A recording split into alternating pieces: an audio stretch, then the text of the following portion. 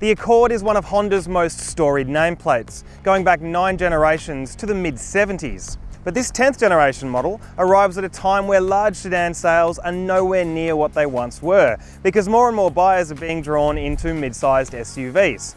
But while this generation will not attract the sort of sales volumes that some of its predecessors did, it remains an important part of the Honda lineup, because it has a small but dedicated, loyal band of followers.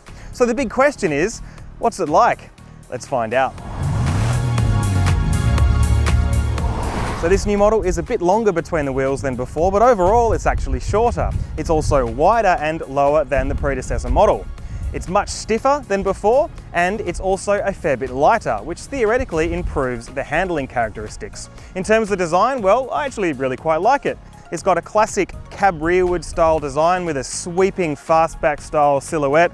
I really like the look of those alloy wheels. There's some nice pinches and creases to the sheet metal, particularly that broad shoulder line there, giving it a really muscular stance. It borrows liberally from the smaller Civic sedan, and trust me, in the metal, that is no bad thing. Because of this car's projected low sales rate, there's only one spec available. The fact it's expensive won't help this one bit. The car kicks off at $47,990 before on-road costs, which is $4,000 more than the old model, and also a few grand pricier than the impressive Toyota Camry SL V6 flagship. It's also pricier than a Kia Stinger 200S, Mazda 6 GT, and Skoda Superb 162 TSI. But to its credit, it is loaded with features including heated leather seats with front row electric adjustment and driver's side memory presets, a sunroof, satellite navigation, climate control, a 360-degree parking camera, a wireless phone charging pad, forward and reverse autonomous emergency braking, lane keeping assist and active cruise control. Cabin highlights include these armchair-like seats front and rear, a digital instrument display and a Honda First heads-up display projecting on the windscreen.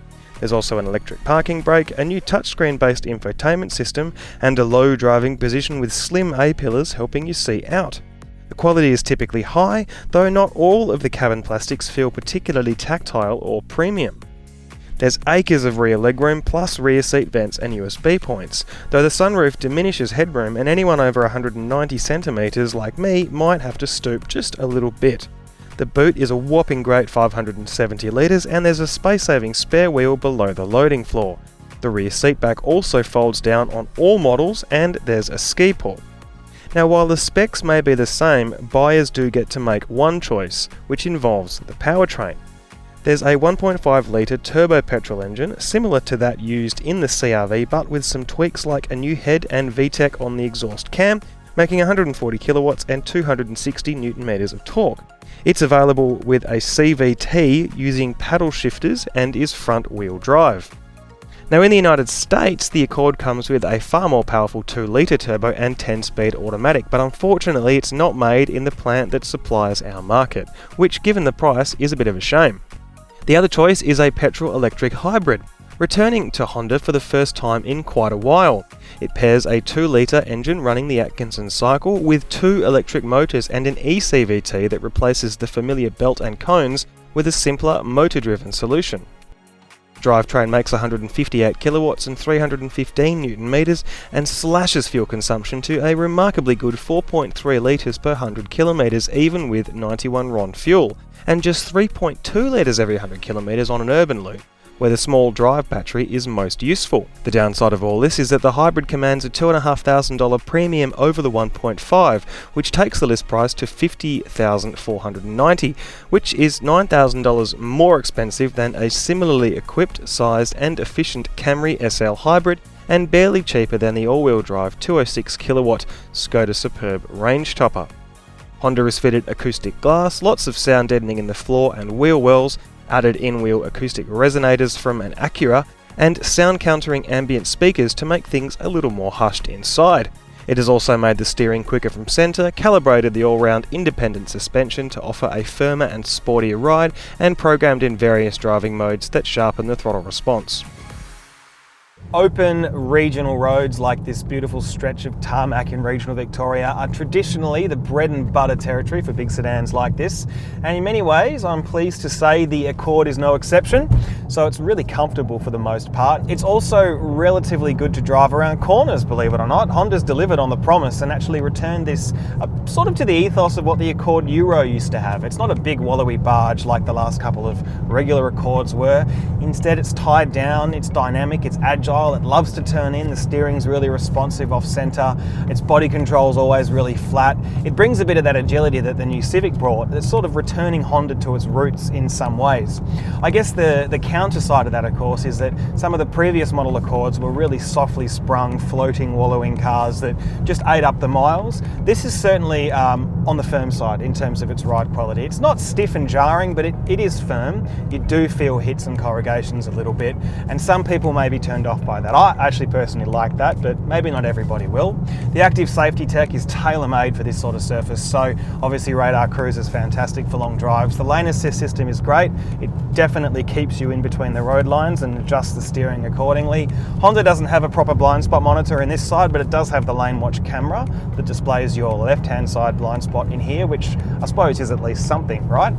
Now, in terms of engines, the 1.5 petrol that we mentioned earlier in some details will be the top seller, but here we've got the hybrid.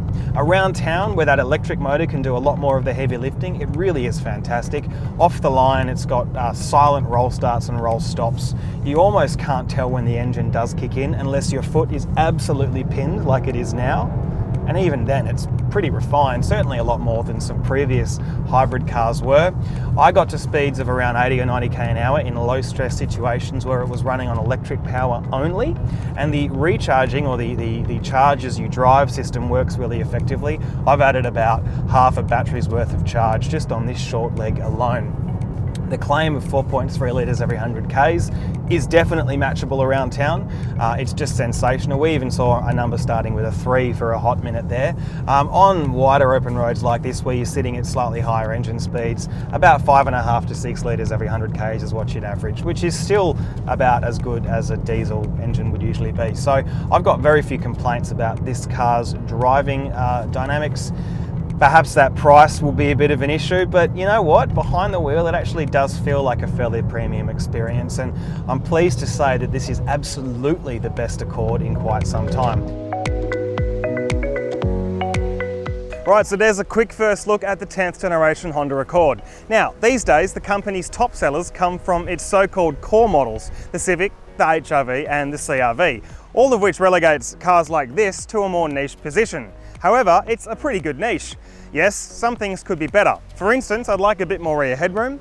I'd love the US market's 2-litre turbo engine with 10-speed auto, and that sub 50k starting price point is probably going to scare off some buyers who want something around the 35 grand mark. However, the agile ride and handling dynamics, the really efficient hybrid drivetrain, the arresting design, and the fact that it's loaded to the gills with equipment mean that it has plenty going for it to appeal to the admittedly small audience that Honda is chasing.